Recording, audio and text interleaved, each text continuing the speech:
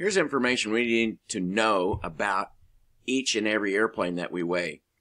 So in this case, the FAA gave us a type certificate for a Cirrus design SR22 or SR20. Here it is. We've seen this type certificate data sheet before. If we go down here and look down, you know, this is the beginning, tells us the type of engine, fuel, engine limits. As we go down through here, it gives us the air speeds, and here we come down to CG range. Now what they've done is they've given us a range that this airplane can be operated in, the center of gravity. Forward limits 138.7 inches at 2,110. Straight line taper. This is all, looks like jibber jabber. We're going to work through this over time here. But the CG range is the loaded range that this airplane can be in for us to safely fly. Sometimes they have an empty weight CG range. Some airplanes have this. This particular airplane, the SR20, does not. We have a maximum weight. So for maximum weight for takeoff and landing is 2,900 pounds. So if we go down to this section, it's in here. This is towards the end of the type certificate data sheet. It's data pertinent to all models.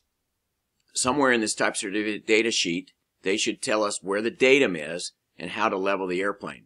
And here it is. The reference datum for all of these airplanes, the SR20, the SR22, is 100 inches in front of the forward face of the firewall bulkhead. Now remember, the datum is where am I going to measure it from? Am I measuring it from the front? Am I measuring it from the back? And the datum is what I call the end of the tape measure.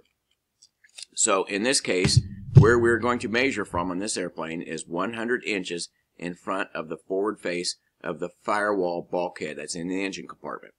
And then say, okay, how am I going to level the airplane? When I get ready to weigh the airplane and we jacket the airplane, how are we going to level it? Well, in this case, they say you're going to go and find the door sill, and the leveling points are in the approved AFM is approved flight manual. But we're going to open the door, and the door sill will have a place where it will give us a point at which we can find level on the airplane. So in the reading, page 2-6, the FAA talks about the different types of things we got to look at. They talk about the type certificate data sheet and the aircraft specifications. Aircraft specs are on older airplanes. The antique airplanes have, they didn't used to have type certificate data sheets before 1958. They talk about CG range. They talk about the empty weight CG range. There are some airplanes that have an empty weight range. We'll see that. Talks about maximum weight, maximum takeoff weight. The type certificate data sheet tells us how many seats, how many people are in there. In some place, we need to find out where is the arm. If we had to, we could measure this, but it is usually provided. Maximum baggage, how much fuel does this airplane hold? We need to know that. And oil capacity. In this view, we look at, this is figure 2-16, we look at a weight and balance report where they've taken a specific airplane model, serial number 182-59080. This is probably a Cessna 182 because it starts with 182 in the serial number. And they've looked at, we've done the math on the empty weight, and they put in optional equipment, paint, usable fuel, and basic weight, what we call basic empty weight.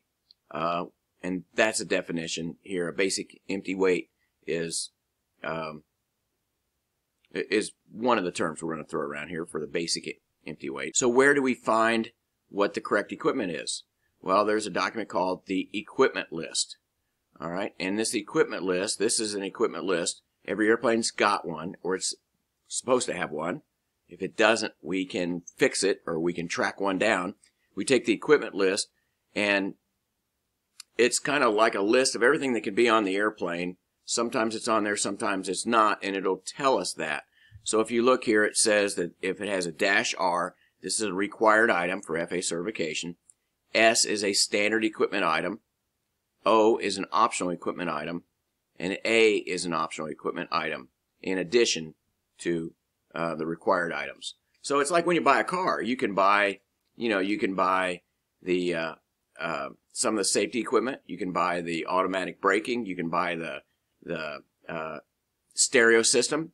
That's a lot better stereo.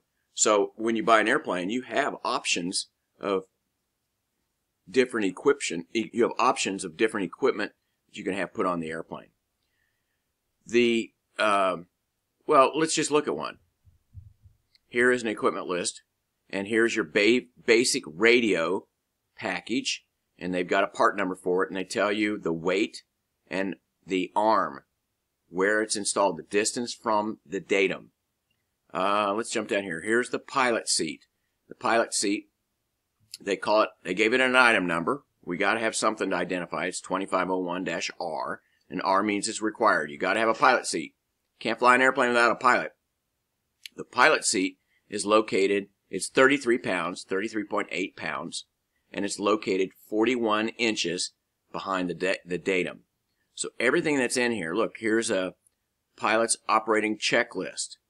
They've got a weight for the checklist. You've got to have a checklist. It weighs something. It's 0.3 pounds. It's stored at 15 inches behind the datum. So when we weigh the airplane, we want to make sure the checklist is stowed in its proper place. That is an equipment list. So when we get ready to weigh the airplane, we want to inspect to make sure everything is on the equipment list that is supposed to be in the airplane is in it, and that it's at its proper location. So now we've got an idea of the configuration of the airplane and where things are supposed to be and what things are supposed to weigh, and we can do our weight and balance check. We will also look at doing a loaded airplane when we put in passengers and fuel and everything else.